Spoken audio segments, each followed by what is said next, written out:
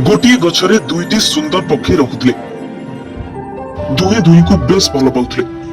दुई जनकर खाइबा पीबा रहिबा आ बुलिबा बसिबा सब किछि एका संगरे थिला।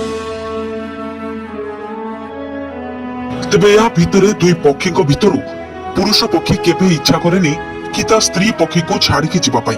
हेले से जीवा पाई बाध्य काहेकि ना पुरुष पक्षीटी किछि आहार संग्रह करि आनिले से आहार रे स्वामी स्त्री उभय चली थांती। सेति पई पुरुष पक्षीटी सब बेले जाय केवल आहार संग्रह करबा पाई। आ आहार संग्रह कला परे से समस्त पक्षी को परि निज बसा को फेरि आसे।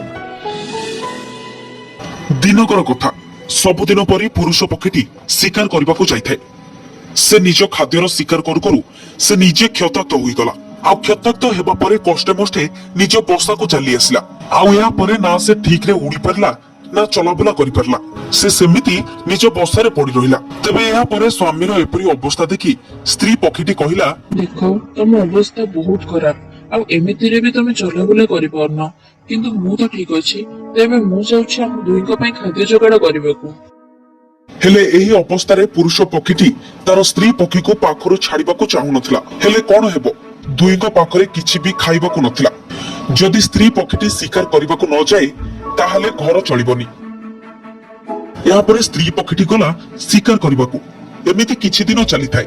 स्त्री पक्षीटी आख पाखरु अल्प किछि खाइबा आणे आ दुई पक्षी सेथिरे चली थांती। या परे एमिति किछि दिन बाहर को पक्षीटी जीवा बेले से सुनिबाकू पाइला जे गोटे बड़ वर्षा झड़ आसुची। आउ एही कथा सुनी सब पक्षी माने विचार कले जे चलो एही जागा छाड़ी आमे दूर स्थान को चली जिबा जेउठी बात्यार भय नाही। आउ बात्या सरी गला परे आमे पुणी एही जागा को फेरिबा। तेबे एही सब परिस्थिति भितरे स्त्री पक्षीटी निज स्वामी पक्षी पाखको आसिला आउ कहिला, देखो गाँव लोक मैंने कथा होते आग को बहुत जोरे झड़ वर्षा आसुची आ सब पक्षी मैंने ए जगह छाड़ी दूर को चली जाउछंती। मु कोन कहूतली कि आमे चलो ए जगह छाड़ी दूर को चली जिबा। हेले स्वामी पक्षीटी क्षताक्त होइतला जहा फल से स्त्री पक्षी सह जाई परिला नाही। तेणु सब पक्षी जेतेबेले जीवाको बाहरिले स्त्री पक्षीटीर इच्छा नथिले मध्य से ता जीवन बचाइबा पई तार स्वामी पक्षी को छाड़िबाको पड़िला। आ स्वामी पक्षीटी कहिला, हौ तू जा, झड़ वर्षा छाड़ी गला परे तू मते देखा हबा पई निश्चय आसीबो। या परे स्त्री पक्षीटी अन्य पक्षीको सह मन दुखरे चली गला। आउ या परे आसीगला झड़ वर्षा।